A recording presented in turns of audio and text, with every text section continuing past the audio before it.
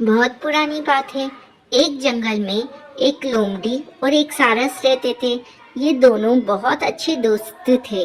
सारस रोजाना लोमड़ी को तालाब से मछली पकड़कर खाने के लिए देता था। इस प्रकार दोनों की दोस्ती बहुत गहरी होती चली गई। सारस बहुत सीधा साधा था, लेकिन लोमड़ी बहुत शैतान और चालाक थी। वह हमेशा दूसरों को परेशान किया करती थी। उसे दूसरों का अपमान करने और मजाक उड़ाने में बहुत मजा आता था। एक दिन उसने सोचा कि क्यों ना एक बार सारस का भी अपमान किया जाए और उसका मजाक उड़ाया जाए। ऐसा सोचकर उसने सारस को दावत पर बुलाया। उसने जानबूझकर सूप एक प्लेट में परोसा। उसे पता था कि सारस प्लेट में से सूप को नहीं पी सकता है। उसे सूप ना पीता देख लोमड़ी मन ही मन बहुत खुश हुई और झूठी चिंता दिखाते हुए सारस से पूछने लगी कि क्या बात है मित्र, सूप पसंद नहीं आया क्या? सारस बोला, नहीं मित्र, यह तो बहुत स्वादिष्ट है। सारस ने जब देखा कि सूप को प्लेट में परोसा गया है और लोमड़ी जानबूझकर उससे सवाल कर रही है, तो वह सब समझ गया, लेकिन कुछ नहीं बोला। उस दिन सारस को अपमान सहने के साथ ही भूखा भी रहना पड़ा। लेकिन जाते जाते सारस ने भी उसे अपने यहाँ दावत पर बुलाया और लोमड़ी दूसरे ही दिन सारस के घर दावत पर चली गई। सारस ने भी दावत में सूप बनाया था और लोमड़ी के साथ लंबी चोंच वाले अन्य पक्षियों को भी बुलाया था। सारस ने सूप को सुराही में परोसा। सुराही का मुंह इतना छोटा था कि उसमें बस चोंच ही अंदर जा सकती थी। लोमड़ी पूरा टाइम सुराही और अन्य सभी पक्षियों को सूप पीते देखती रहती थी। इसी बीच सारस ने पूछा कि क्या बात है मित्र, सूप अच्छा नहीं लगा क्या? लोमड़ी को अचानक अपने शब्द याद आ गए। सभी बोले कि सूप बहुत स्वादिष्ट है। लोमड़ी को भी सभी की हाँ में हाँ मिलाना पड़ा। यह सब देख लोमड़ी अपने आप में बहुत अपमानित महसूस कर रही थी, लेकिन वो कुछ कह नहीं सकती थी। दोस्तों, इस कहानी से हमें यह सीख मिलती है कि हमें कभी भी किसी का अपमान नहीं करना चाहिए। हम जैसा दूसरों के साथ करते हैं, वैसा ही हमारे साथ होता है। एक समय की बात है, एक घने जंगल के अंदर एक बड़ा सा तालाब था। उस तालाब में बहुत सारी मछलियां रहती थी, जिनमें से 3 मछलियां एक दूसरे की पक्की दोस्ती थी। इन तीनों का स्वभाव बिल्कुल अलग था। इनमें से तो 2 बहुत समझदार थी। पहली संकट आने के पहले ही अपना बचाव कर लेती थी, दूसरी संकट आने पर अपनी सुरक्षा कर लेती थी, जबकि तीसरी सब कुछ भाग्य पर छोड़ देती थी। तीसरी मछली कहती थी, अगर भाग्य में संकट होगा तो हम कुछ नहीं कर सकते, और भाग्य में नहीं होगा तो कोई भी हमारा कुछ नहीं कर सकता। एक दिन रास्ते से गुजर रहे एक मछुआरे ने उस तालाब को देख लिया। उसने देखा कि तालाब में मछलियों से भरा पड़ा है। उसने तुरंत अपने बाकी साथियों को इस बारे में बताया। मछुआरे और उसके साथियों ने अगली सुबह यहाँ आने और उन मछलियों को पकड़ने का फैसला किया। लेकिन मछली ने मछुआरों और उसके साथियों के बीच की बात सुन ली थी। उसने तुरंत तालाब में रहने वाली सभी मछलियों को इकट्ठा किया और सारी बात बता दी। पहली मछली बोली कि हो सकता है कि कल मछुआरे आकर हमें जाल में पकड़कर ले जाएं, उससे पहले ही हमें यह स्थान छोड़ देना चाहिए। तभी तीसरे नंबर की मछली बोली कि अगर वो कल नहीं आए तो यह हमारा घर है, हम कैसे इसे छोड़कर जा सकते हैं? अगर भाग्य में लिखा होगा तो हम कहीं भी हो मारे जाएंगे, और नहीं लिखा होगा तो हमें कुछ नहीं होगा। कुछ मछलियों ने तीसरे नंबर की मछली की बात मान ली और वहीं रुक गई। अन्य 2 मछलियां तीसरी मछली को समझाने में असमर्थ थी, इसलिए उन्होंने बाकी मछलियों के साथ तालाब छोड़ दिया। अगले दिन मछुआरे और उसके साथियों ने अपना जाल डाला। जो मछलियां रह गई थी वे सभी पकड़ी गई। जो मछलियां भाग गई थी उन सभी की जान बच गई, और जो तालाब में रुक गई थी वे सभी मछुआरे के द्वारा पकड़ ली गई थी। मछुआरे ने उन्हें एक टोकरे में डाल दिया, जहां सभी तड़प तड़प के मर गई। दोस्तों, इस कहानी से हमें यह सीख मिलती है कि हमें कभी भी भाग्य के भरोसे नहीं रहना चाहिए। संकट आने के पहले ही उसे दूर करने का उपाय सोचकर रखना चाहिए। एक पहाड़ी के नीचे रामगढ़ नाम का एक गांव था। गांव के सारे जानवर हरी घास खाने के लिए सुबह उसी पहाड़ी के ऊपर बसे जंगल में जाते थे और शाम होते होते घर वापस आ जाते थे। हर दिन की तरह लक्ष्मी नाम की एक गाय अन्य गायों के साथ उसी पहाड़ी के जंगल में घास खाने के लिए गई थी। वह हरी घास खाने में इतनी ज्यादा प्रसन्न थी कि वह कब एक शेर की गुफा के पास पहुंच गई उसे पता भी नहीं चला। शेर अपनी गुफा में सो रहा था और वो पिछले 2 दिनों से भूखा भी था। जैसे ही लक्ष्मी शेर की गुफा के पास पहुंची, गाय की खुशबू से शेर की नींद खुल गई। वह शेर धीरे धीरे गुफा से बाहर आया और गुफा के बाहर गाय को देखकर खुश हो गया। शेर ने मन ही मन सोचा कि आज उसकी 2 दिनों की भूख मिट जाएगी। यह इस तंदुरुस्त गाय का ताजा मांस खाएगा और यह सोचकर उसने एक तेज दहाड़ लगाई। लक्ष्मी शेर की दहाड़ सुनकर डर जाती है। जब वो अपने आसपास देखती है तो वहां दूर दूर तक उसको कोई भी दूसरी गायें नहीं दिखाई देती है। जब वह हिम्मत करके पीछे मुड़ी तो उसे सामने शेर खड़ा हुआ दिखाई दिया। उस शेर ने लक्ष्मी को देखकर फिर से दहाड़ लगाई और लक्ष्मी से कहा, मुझे 2 दिनों से कोई शिकार नहीं मिल रहा था। मैं भूखा था। शायद इसलिए भगवान ने मेरा पेट भरने के लिए तुझे मेरे यहाँ पर भेजा है। आज मैं तुझे खाकर ही अपनी भूख मिटा लूंगा। शेर की बात सुनकर लक्ष्मी डर जाती है। वो रोते हुए शेर से कहती है, मुझे जाने दो, मुझे मत खाओ। मेरा एक छोटा बच्चा है जो अभी सिर्फ मेरा ही दूध पीता है और उसे घास खाना अभी तक नहीं आया है। लक्ष्मी की बात सुनकर शेर हंसते हुए कहता है, तो क्या मैं अपने हाथ में आए शिकार को ऐसे ही जाने दूं? मैं तो आज तुझे खाकर अपनी 2 दिनों की भूख मिटाऊंगा। शेर के ऐसा कहने पर लक्ष्मी उसके सामने रोने लगी और विनती करते हुए कहती है कि आज मुझे जाने दो। मैं आज अपने बछड़े को आखिरी बार दूध पिला दूंगी और उसे बहुत सारा प्यार करके कल सुबह होते ही मैं तुम्हारे पास आ जाऊंगी।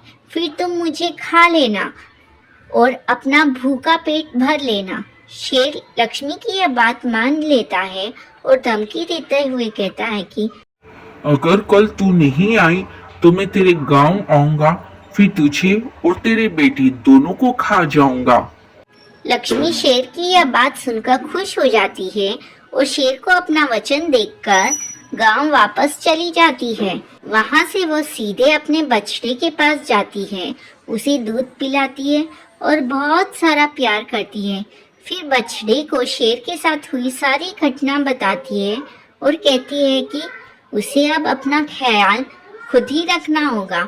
वह कल सुबह होते ही अपना वचन पूरा करने के लिए शेर के पास चली जाएगी। अपनी माँ की बातें सुनकर बछड़ा रोने लगता है। दूसरे दिन सुबह होते ही लक्ष्मी जंगल की तरफ निकल जाती है और शेर की गुफा के सामने पहुंचकर शेर से कहती है, अपने वचन के अनुसार मैं तुम्हारे पास आ गई हूँ, अब तुम मुझे खा सकते हो। गाय की आवाज सुनकर शेर अपनी गुफा से बाहर आता है और भगवान के अवतार में प्रकट होते हैं। वह लक्ष्मी से कहते हैं, मैं तो बस तुम्हारी परीक्षा ले रहा था। तुम अपने वचन की पक्की हो। मैं इससे बहुत प्रसन्न हुआ। तुम अब अपने घर और बछड़े के पास वापस जा सकती हो। इसके बाद वे उस गाय को गौ माता होने का वरदान भी देते हैं और उसी दिन के बाद से सभी गायों को गौ माता कहना शुरू कर देते हैं। दोस्तों, इस कहानी से हमें यह सीख मिलती है कि हमें जान की बाजी लगाते हुए भी अपने दिए हुए वचन को पूरा करना चाहिए। यही हमारे दृढ़ व्यक्तित्व को दर्शाता है। बहुत समय पहले की बात है। एक गांव में एक चरवाहा रहा करता था। उसके पास कई सारे भेड़ थी जिन्हें चराने वह पास के जंगल में जाया करता था। हर रोज सुबह वो भेड़ों को जंगल ले जाता और शाम तक वापस लौट आता था। पूरा दिन भेड़ घास चरती और चरवाहा बैठा बैठा ऊबता रहता। इस वजह से वो हर रोज खुद का मनोरंजन करने के लिए नए नए तरीके ढूंढता रहता था। एक दिन उसे एक नई शरारत सूझी। उसने सोचा, क्यों ना इस बार मनोरंजन गांव वालों के साथ किया जाए।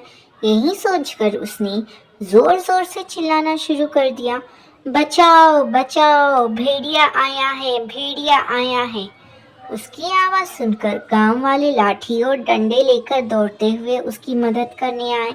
जैसे ही गांव वाले वहां पहुंचे, उन्होंने देखा कि वहां कोई भेड़िया नहीं है और चरवाहा पेट पकड़ पकड़ कर हंस रहा था।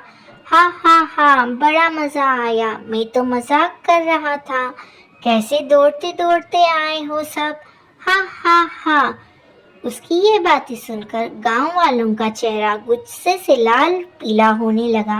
एक आदमी ने कहा कि हम सब अपना काम छोड़कर तुम्हें बचाने आए हैं और तुम हंस रहे हो।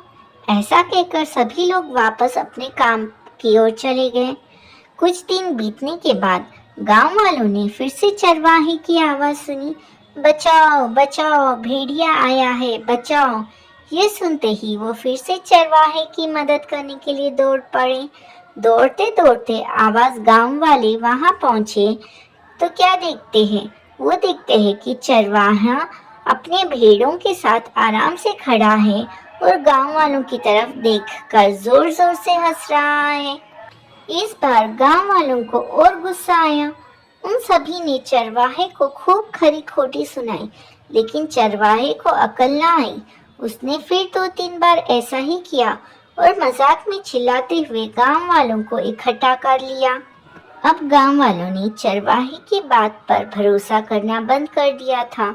एक दिन गांव वाले अपने खेत में काम कर रहे थे और उन्हें फिर से चरवाहे की चिल्लाने की आवाज आई, बचाओ बचाओ, भेड़िया आया है, भेड़िया आया है, बचाओ। लेकिन इस बार किसी ने भी उसकी बात पर गौर नहीं किया। सभी आपस में कहने लगे कि इसका तो काम ही है दिन भर यूं मजाक करना। चरवाहा लगातार चिल्लाता रहा था, अरे कोई तो आओ, मेरी मदद करो, इस भेड़िए को भगाओ। लेकिन इस बार कोई भी उसकी मदद करने के लिए वहां नहीं पहुंचा।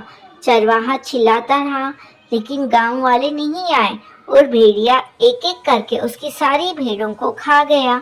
यह सब देखकर चरवाहा रोने लगा। जब बहुत देर तक चरवाहा घर नहीं आया तो गांव वाले उसे ढूंढते ढूंढते हुए जंगल पहुंचे। वहां पहुंचकर उन्होंने देखा कि चरवाहा पेड़ पर बैठा रो रहा है। गांव वालों ने किसी तरह चरवाहे को पेड़ से उतारा। उस दिन चरवाहे की जान तो बच गई, लेकिन उसकी प्यारी भेड़ें भेड़िए का शिकार बन गई थी। चरवाहे को अपनी गलती का एहसास हो गया था और उसने गांव वालों से माफी मांगी। चरवाहा बोला, मुझे माफ कर दो भाइयों, मैंने झूठ बोलकर बहुत बड़ी गलती कर दी। मुझे ऐसा नहीं करना चाहिए था।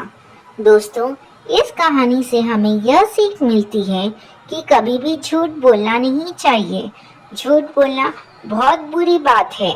झूठ बोलने की वजह से हम लोगों का विश्वास खोने लगते हैं और समय आने पर कोई भी हमारी मदद नहीं करता। एक गांव में एक आदमी रहता था। टोपी बेचना उसका काम था। अपने गांव के साथ ही वो आसपास के दूसरे गांवों में भी घूम घूम कर टोपियां बेचा करता था। यह रोज सुबह एक बड़ी सी टोकरी में ढेर सारी रंग बिरंगी टोपियां भरता और उसे सिर पर लादकर घर से निकल जाता था। सांझ ढले सारी टोपियां बेचकर वह घर वापस आता था। एक दिन अपने गांव में टोपियां बेचने के बाद वह पास के एक दूसरे गांव जा रहा था। दोपहर का समय था। वो थका हुआ था और उसका गला भी सूख रहा था। रास्ते में एक स्थान पर कुआं देखकर वो रुक गया। कुएं के पास ही बरगद का पेड़ था, जिसके नीचे उसने टोपियों की टोकरी रख दी और कुएं में पानी निकालकर पीने लगा। प्यास बुझ जाने के बाद उसने सोचा कि थोड़ी देर सुस्ताने के बाद ही आगे बढ़ना ठीक होगा। उसने टोकरी में से एक टोपी निकाली और पहन ली। फिर बरगद के पेड़ के नीचे गमछा बिछाकर बैठ गया। वो थका हुआ तो था ही, जल्द ही उसे नींद आ गई। वो खर्राटे मारते हुए सो रहा था कि शोर शराबे से उसकी नींद चट गई। आँख खुली तो उसने देखा कि बरगद के पेड़ के ऊपर ढेर सारे बंदर उछल कूद कर रहे थे। वो यह देखकर चकित रह गया और उन सब बंदरों के सिर पर टोपियां थी। उसने अपनी टोपियों की टोकरी की ओर दृष्टि डाली तो सारी टोपियां वहां से गायब हुए सो थी। चिंता में वो अपना माथा पीटने लगा। सोचने लगा कि अगर बंदर सारी टोपियां ले गए तो उसे बड़ा नुकसान हो जाएगा। उसे माथा पीटता देखकर बंदर भी अपना माथा पीटने लगे। बंदरों को नकल उतारने की आदत होती है। वे टोपी वाले की नकल उतार रहे थे। बंदरों को अपनी नकल उतारता देख टोपी वाले को टोपियां वापस प्राप्त करने का एक उपाय सूझ गया। उपाय पर अमल करते हुए उसने अपने सिर से टोपी उतारकर फेंक दी। फिर क्या था, इधर बंदरों ने भी अपनी अपनी टोपियां उतारकर फेंक दी। टोपी वाले ने झटपट सारी टोपियां टोकरी में इकट्ठी की और आगे की राह पकड़ ली। दोस्तों, इस कहानी से हमें यह सीख मिलती है कि सूझबूझ से हर समस्या का हल निकाला जा सकता है।